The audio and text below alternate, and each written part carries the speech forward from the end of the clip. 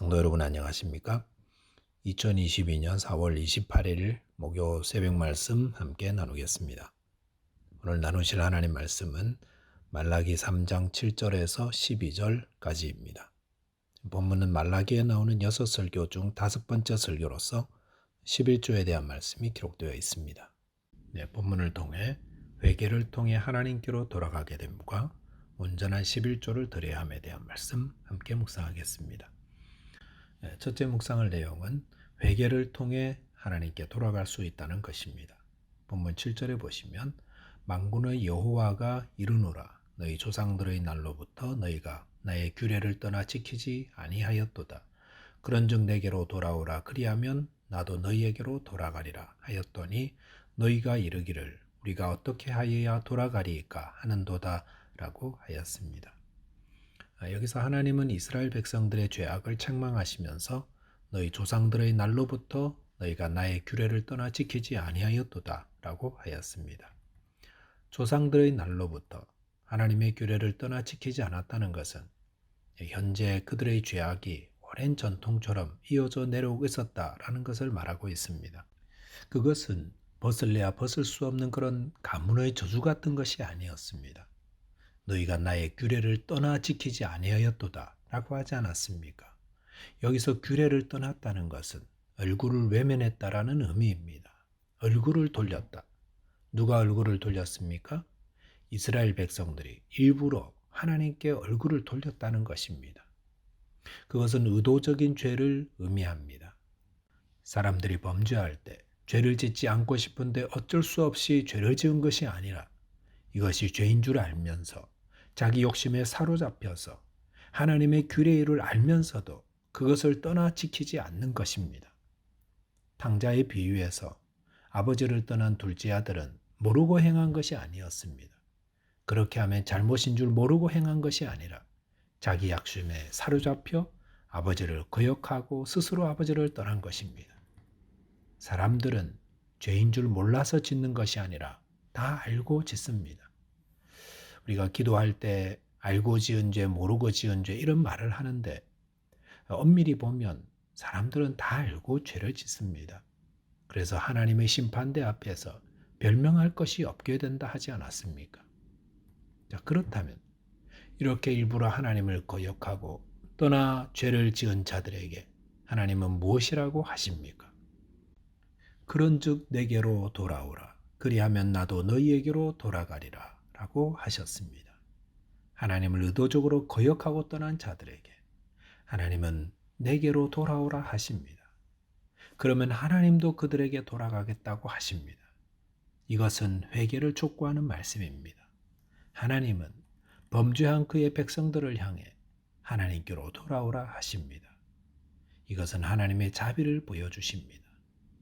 누군가 나를 의도적으로 무시하고 얼굴 싹 돌리고 인사도 안 하고 그러면 얼마나 자존심 상합니까? 그런데 하나님은 그렇게 하나님을 무시하고 자존심 상하게 했던 자라도 회개하면 그들에게로 돌아가겠다고 하십니다. 하나님은 얼마나 자비로우신 분입니까? 하나님은 내게로 돌아오라 하십니다. 누구에게 이 말씀하십니까? 조상 때부터 오랫도록 하나님을 무시하고 얼굴 돌리고 규례를 떠나 지키지 않던 그 죄인들을 향해 돌아오라 하십니다. 그러면 하나님도 그들에게로 돌아가 은혜를 베푸신다 하십니다. 회개란 하나님께로 돌아서는 것입니다. 아무리 멀리 떨어져 있어도 아무리 하나님의 마음을 아프게 하고 무시했더라도 하나님께로 돌아오면 하나님도 너희에게로 돌아가리라 하십니다. 저와 여러분께서 이 말씀을 기억하고 혹 주님을 멀리 떠나셨다면 회개를 통해 주님께 돌아가시기 바랍니다. 둘째로 묵상할 내용은 온전한 11조를 드려야 한다는 것입니다. 본문 8절에 보시면 사람이 어찌 하나님의 것을 도둑질하겠느냐 그러나 너희는 나의 것을 도둑질하가도 말하기를 우리가 어떻게 주의 것을 도둑질하였나이까 하는도다. 이는 곧 11조와 봉헌물이라 라고 하였습니다. 8절에 보시면 이스라엘 백성들이 하나님의 규례를 떠나 실제적인 예를 말씀해 주시는데 그것은 하나님께 마땅히 드려야 하는 11조와 봉헌물을 드리지 않고 빼돌림으로 하나님의 것을 도둑질한 죄였습니다. 신명기 14장에 보시면 하나님은 그의 백성들에게 11조를 내라고 명하십니다. 11조를 명하시는 이유는 하나님이 베푸신 은혜에 대한 감사요. 또한 이스라엘 백성들 중에 기업을 받지 못한 레위인과 가난한 사람들에 대한 의무였습니다. 그런데 이 지적에 대해 이스라엘 백성들은 우리가 어떻게 주의 것을 도둑질하였습니까? 라고 하며 자신들의 죄에 무감각해져 있었습니다.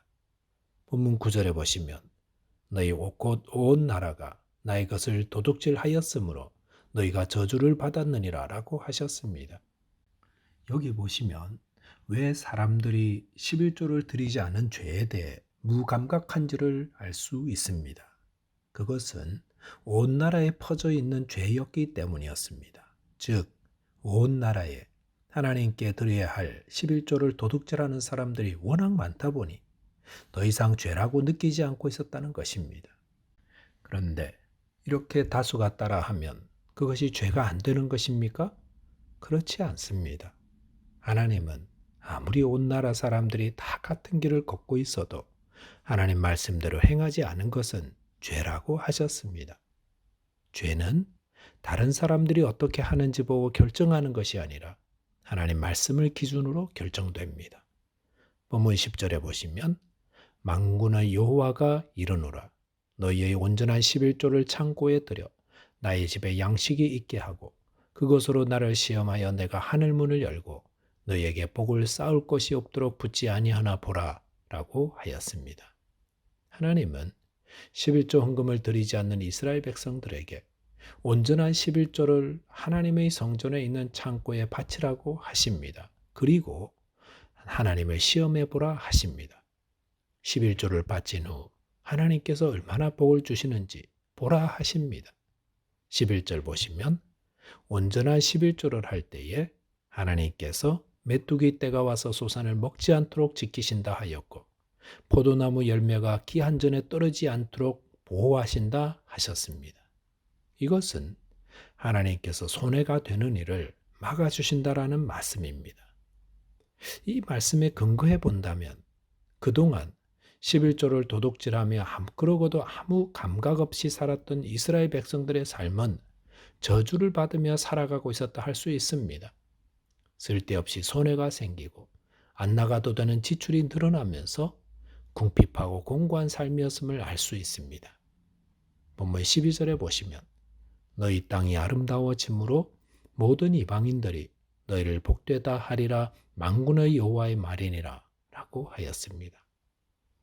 성도 여러분, 복되고 아름다운 삶을 바라신다면 하나님 은혜에 감사하며 온전한 11조를 드리시기 바랍니다.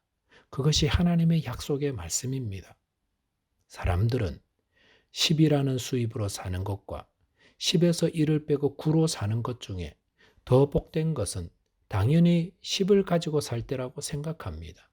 하지만 하나님 말씀대로 온전한 11조를 드리면 하나님이 모든 손해와 쓸데없는 지출을 막아 그들의 삶을 복되고 아름답게 하신다고 약속하십니다.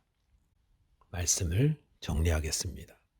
하나님은 하나님을 떠난 자가 회개하여 돌아올 때 기꺼이 맞이해 주십니다. 또한 저희 모두 온전한 11조를 드림으로 아름답고 복된 삶 살아가게 되시기 바라겠습니다. 기도하겠습니다. 하나님 아버지, 저희 마음으로 혹 하나님을 거역하고 하나님 말씀에 불순종한 것을 고백하며 주님께 용서를 구하오니 주님 저희들을 회복시켜 주옵소서. 또한 하나님의 것을 도둑질했던 것을 회개하고 온전한 11조와 바른 헌금 생활을 하게 하시사 하나님 주시는 아름답고 복된 삶을 살게 하여 주옵소서. 예수 그리스도 이름으로 기도하옵나이다. 아멘. 오늘도 믿음으로 승리하는 하루 되시기 바라겠습니다. 감사합니다.